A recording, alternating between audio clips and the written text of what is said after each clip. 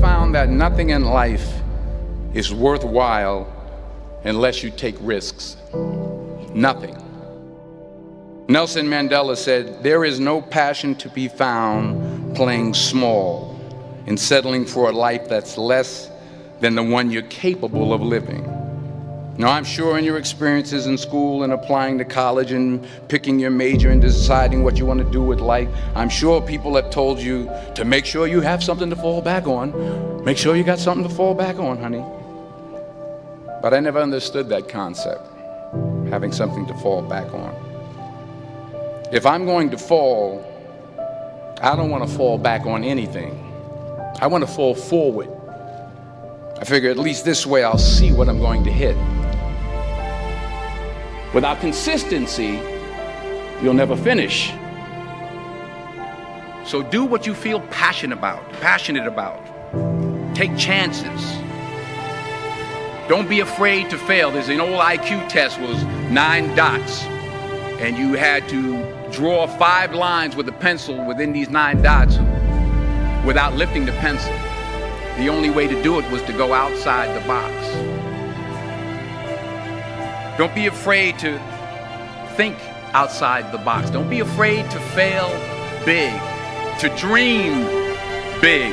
But remember, dreams without goals are just dreams. Reggie Jackson struck out 2,600 times in his career, the most in the history of baseball. But you don't hear about the strikeouts. People remember the home runs. Fall forward. Thomas Edison conducted 1,000 failed experiments. Did you know that? I didn't know that. Because the 1,001st was the light bulb. Fall forward. Every failed experiment is one step closer to success. You've got to take risks, and I'm sure you've probably heard that before, but I want to talk to you about why that's so important. You will fail at some point in your life. Accept it. You will lose. You will embarrass yourself. You will suck at something. There's no doubt about it.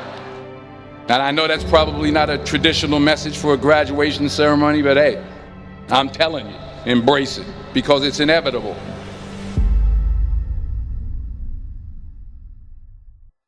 In the acting business, you fail all the time. Early on in my career, I auditioned for a part in a Broadway musical.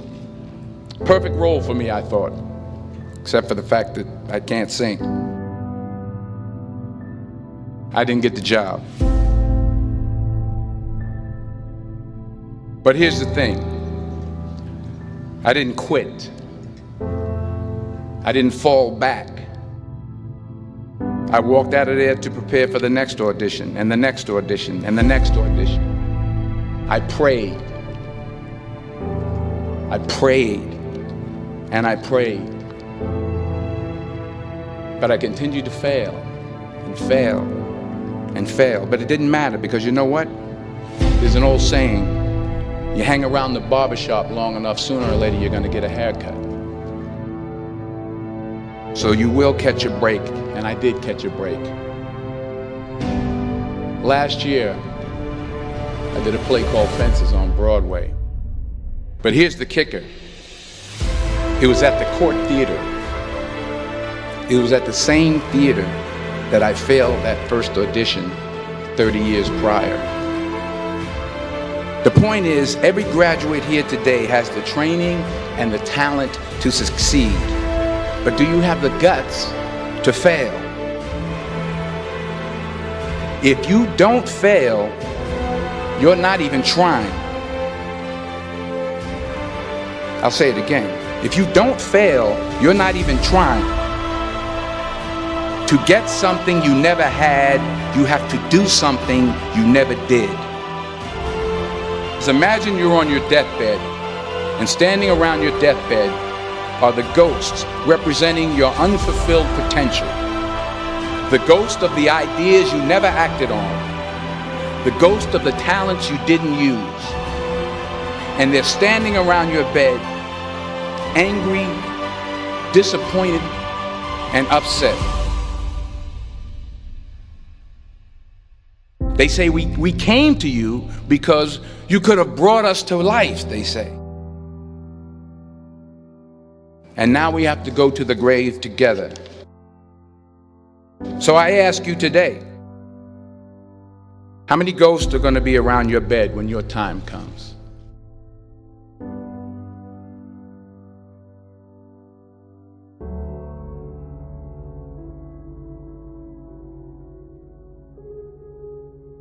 I just got back from South Africa. It's a beautiful country, but there are places there with terrible poverty that need help.